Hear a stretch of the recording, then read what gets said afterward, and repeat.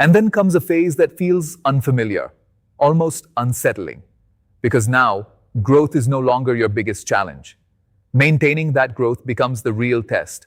What once felt hard to build now feels harder to protect, because expectations are higher than ever before, from your audience and from yourself. At this level, every upload carries weight, not pressure from fear, but pressure from standards. You know what good looks like now. You know what your audience expects, and anything below that feels noticeable, even if others wouldn't see it.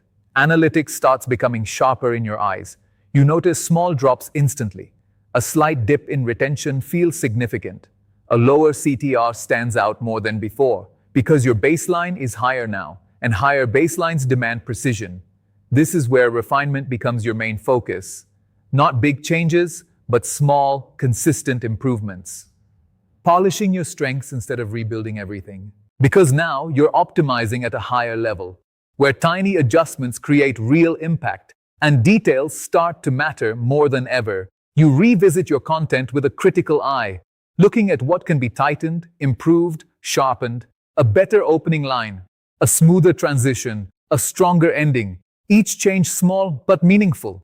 And over time, these small upgrades stack, making your videos feel more complete, more intentional, more satisfying to watch.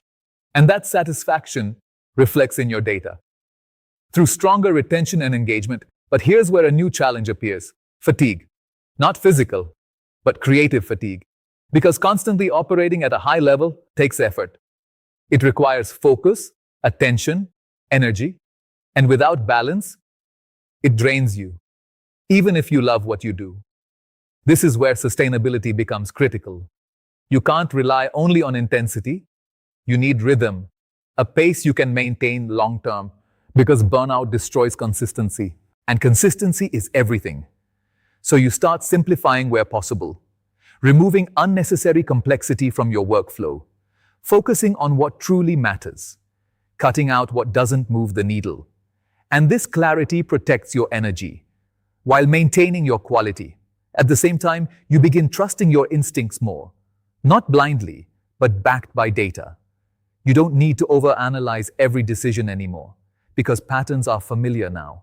And that familiarity speeds up your process, making creation feel smoother again. Then comes a deeper awareness of your audience, not just what they watch, but how they feel. You begin sensing their expectations, their preferences, their reactions, even before they happen, because you've studied them long enough. And this connection changes your content. It becomes more aligned, more relevant, more engaging on a natural level, not forced, not calculated, but understood. Analytics confirms this connection clearly. Higher returning viewers, more consistent engagement, stronger watch behavior across videos.